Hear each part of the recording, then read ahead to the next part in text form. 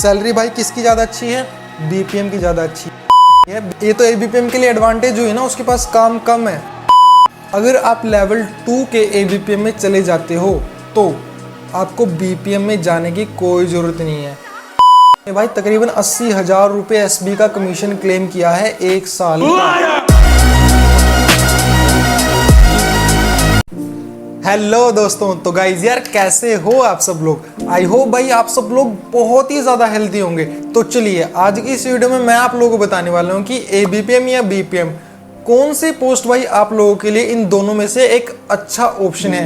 ये भाई काफ़ी लोगों का सवाल था कि एबीपीएम ज़्यादा अच्छी है या बीपीएम की पोस्ट ज़्यादा अच्छी है। तो चलिए इसी बात पे मैंने आज जो है 10 पॉइंट बना लिए हैं। 10 पॉइंट में हमने भाई क्या क्या चीज़ें जो है नोट की हैं, उसमें से आपको बता देता हूँ। फर्स्ट तो है सैलरी, दोनों की सैलरी कंपेयर करेंगे। सेकंड वर्क, उन दोनों का काम कंपेयर करेंगे। थर्ड जो चीज़ है वो है इनकी टेंशन।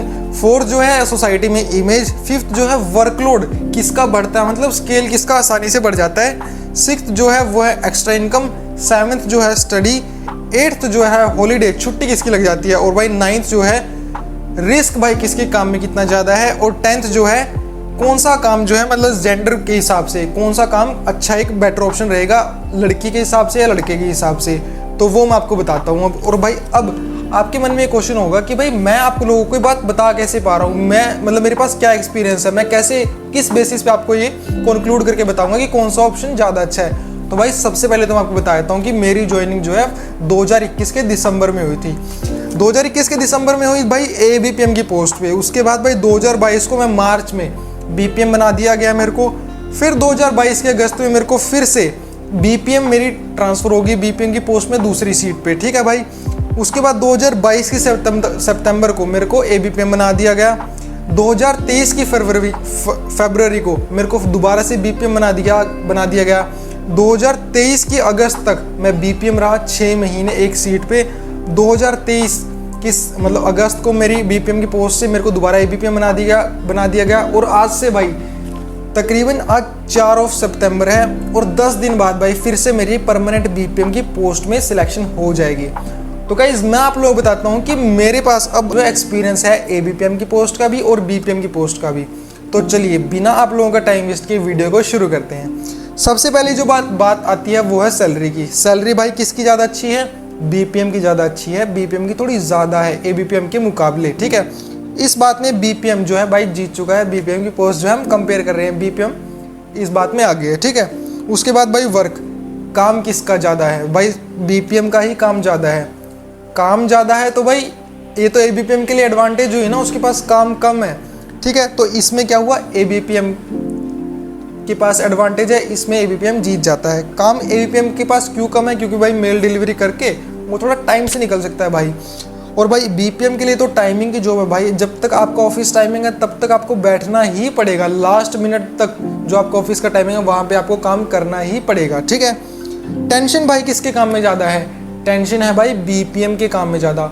मैं आप लोग बता दूँ कि भाई बीपीएम के काम में भाई 100 काम है। इतने काम तो भाई आप जैसे जो न्यू बीपीएम बने हैं ना, हमको तो पता ही नहीं होता। लेकिन भाई मैं आपको जो एक आईआर रिपोर्ट होती है भाई, ठीक है, आपके जो एक साल में ना एसडीआई आते हैं, उस आईआर रिपोर्ट में भाई अगर आप पढ़ोगे ना 65 पॉइंट होते हैं। वो सारे पॉइंट जो है बीपीएम को ध्यान में रखने होते हैं। अपने बीओ के इतना सारा काम होता है, एक एक चीज़ जो है भाई बीपीएम को संभाल के रखनी होती है। अगर एबीपीएम गड़बड़ कर देता है तब भी बीपीएम को पकड़ लेंगे।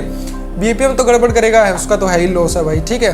तो भाई इस बात में क्या है, एबीपीएम फिर से जीत जाता है। टेंशन के मुकाबले में एबीपीएम को थोड़ी सी कम टेंशन है भाई बीपीएम के हिसाब में। एबीपीएम लेटर डिलीवर करे और अपना भाई वो फ्री हो जाता है, ठीक है।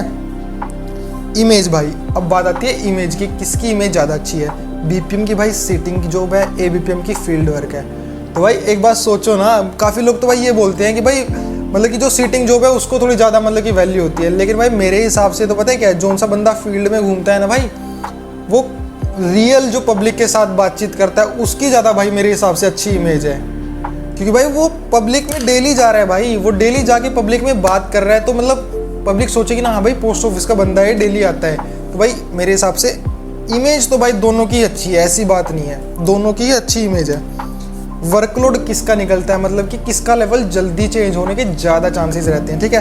तो दोनों के वर्कलोड में भाई 1 साल तो लगता ही है, 1 साल के बाद ही वर्कलोड चेंज हो सकता है, ठीक है। लेकिन अब हम बात मान लेते हैं कि वर्कलोड जो भाई एबीपीएम का ना तकरीबन 35 से 40 किलोमीटर का एरिया अपना दिखाना होता है एबीपीएम को अपना स्केल बढ़वाने के लिए। और बीपीएम को क्या करना होता है, उसके 3 महीने की ट्रांजैक्शन देखते हैं बैक डेट की, जिसमें उसने अगर अच्छा काम किया हो तब वो जाके वो लेवल 2 के बीपीएम में जाता है, लेवल 2 के बीपीएम में जाता है, और एबीपीएम फिर लेवल 2 के एबीपीएम में जाता है अगर उसका वर्कलोड निकल जाए तो।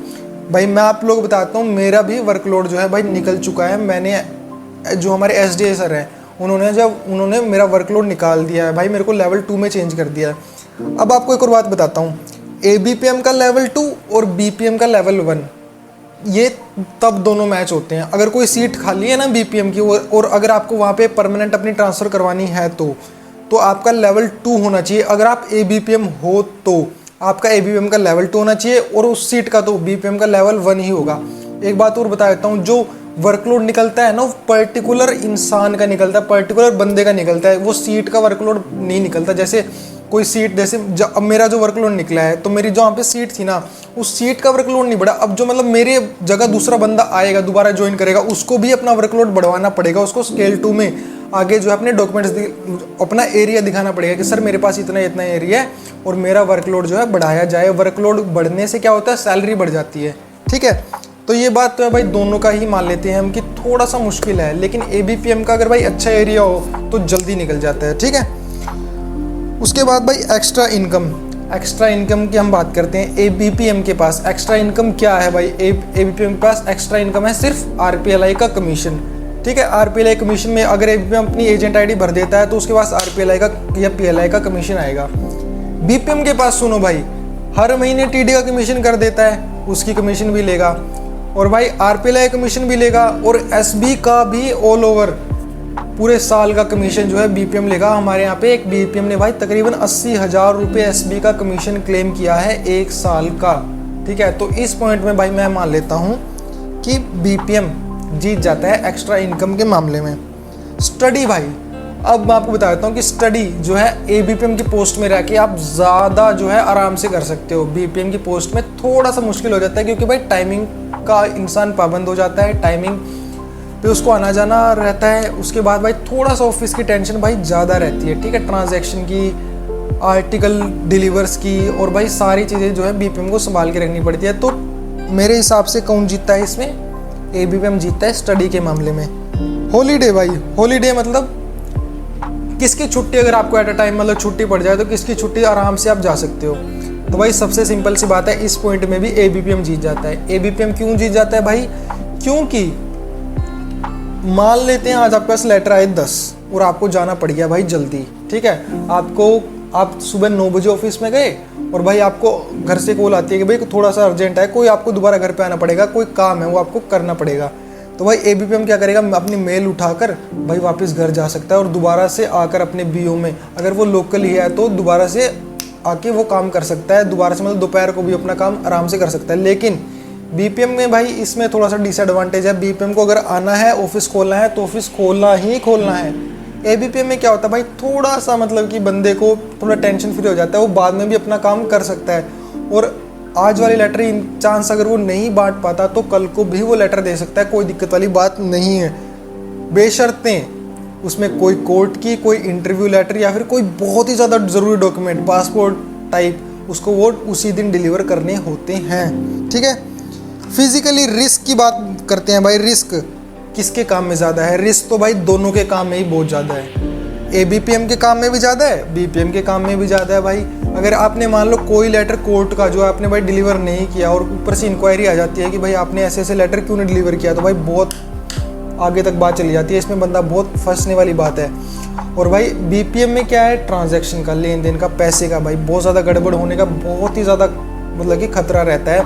एबीपीएम में पता है क्या हुआ भाई, एक बारी ना एक लेटर आया तो भाई उसको ना मैंने उसी दिन डिलीवर कर दिया। एक कोर्ट का लेटर था, एडवोकेट ने भेजा था, तो भाई उस एडवोकेट का मेरे पास अगले दिन कॉल आती है। एडवोकेट बोलता है कि भाई आप विशाल ऐसे ऐसे बोल रहे हो। मैंने बोला हाँ विशाल बोल रहा हूँ। तो बोलता है भाई मैंने आपको एक लेटर भेजा था, आपने उस बंदे को डिलीवर कर दिया। तो मतलब कि इतना सारी माइनॉरिटी चीज़ों का भी ध्यान रखा जाता है कि आपने वो लेटर डिलीवर किया है नहीं किया। अगर मान लेते हैं मैं उस लेटर को नहीं डिलीवर करता तो भाई मैं उसके बंदे के सामने नहीं बोल पाता कि हाँ मैंने नहीं डिलीवर किया। वो मेरे से आगे क्वेश्चन पूछता क्यों नहीं डिलीवर किया, मतलब रिस्क कहने की बात है यार, रिस्क तो देखो दोनों कामों में ही है, वो तो आपको संभल कर अपना काम अच्छे तरीके से अपनी ड्यूटी करनी ही पड़ेगी। 10th पॉइंट जो है भाई, जेंडर के बेस पे हम थोड़ा सा एक बात सोच कर देखते हैं भाई, जैसी हमारी सोसाइटी है ना उसके हिसाब से हमें थोड़ा सा तो भाई देखना पड़ेगा ना। तो भाई 10th पॉइंट जो है, क्या लड़कियां ABPM का काम कर सकती हैं? तो भाई जैसे मैं आपको बता देता हूँ, जो मेरी सीट है ना वहाँ पे भाई तकरीबन ना 7 गाँव है, ठीक है। तो आप भाई एक बात सोच के देखो ना, अगर मेरी जगह कोई लड़की होती तो भाई उसके लिए थोड़ा सा काम करना मुश्किल हो जाता भाई, क्योंकि एक स्कूटी भाई लेनी स्कूटी का थोड़ा सा मतलब वो तो चलो उसको BPM में भी मैनेज करना पड़ता है, लेकिन फिर भी भाई, लेकिन थोड़ा सा मैं ये बात सोचता हूँ कि ABPM लड़कियों के लिए काम थोड़ा सा मुश्किल हो जाता है। इम्पॉसिबल नहीं है लेकिन मुश्किल हो जाता है भाई, ये चीज़ आप लोग भी समझते हो और मैं भी समझता हूँ कि क्यों मुश्किल होता है, ठीक है।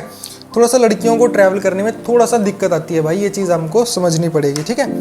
तो भाई आप यहाँ पे देख सकते हो कि सैलरी के पॉइंट में BPM जीत जाता है, वर्क के पॉइंट में BPM हार जाता है, BPM का पॉइंट अभी तक एक ही हुआ है। टेंशन के पॉइंट में BPM हार जाता है, इमेज के पॉइंट में BPM, दोनों का हम इक्वल मानते हैं तो ABPM को भी हम जीता हुआ ही मानते हैं। वर्कलोड के पॉइंट में भी दोनों का सेम है, BPM का अभी तक एक ही पॉइंट हुआ है और ABPM के देखो आप कितने सारे पॉइंट हो गए हैं, ठीक है। एक्स्ट्रा इनकम में सेकंड पॉइंट BPM जीत जाता है, ठीक है। जो 7th पॉइंट है स्टडी के पॉइंट में ABPM जीत जाता है। वर्कलोड के तो हमने बात करी ली, हॉलीडे के पॉइंट में भी ABPM जीत जाता है।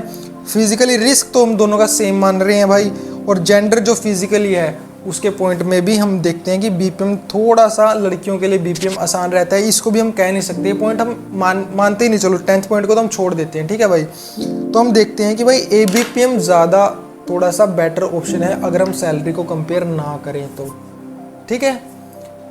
अब मैं आपको बताता हूँ कि ABPM, अगर आप लेवल 2 के ABPM में चले जाते हो तो आपको BPM में जाने की कोई ज़रूरत नहीं है, आप ABPM में ही रहो, सैलरी सेम हो जाएगी BPM जितनी, लेकिन काम आपके पास उतना ही रहेगा, ABPM का टेंशन कम रहेगी, सैलरी उतनी हो जाएगी। और भाई ये था आज की इस वीडियो में कि आपको ABPM ज़्यादा बेटर है ऑप्शन है या BPM। तो लास्ट में कंक्लूजन क्या निकलता है कि ABPM वर्कलोड निकलने के बाद एक बेटर ऑप्शन है, ठीक है। ABPM वर्कलोड निकलने के बाद, उसका स्केल बढ़ने के बाद ABPM एक बेटर ऑप्शन है। तो हमने ये कंक्लूजन निकाला है आज की इस वीडियो में। आई होप भाई आपको वीडियो जो है अच्छी लगी होगी, पसंद आई होगी, कुछ जो है आपके टॉपिक क्लियर होंगे। मैंने जो है थोड़ा अपने आपको समझाने की कोशिश की है। और भाई ऐसे ही अपनी ज़िंदगी मेहनत करते रहो, खुश रहो और हेल्दी रहो। मिलूंगा आपसे अगली वीडियो में, तब तक के लिए जय हिंद, जय भारत, बाय बाय।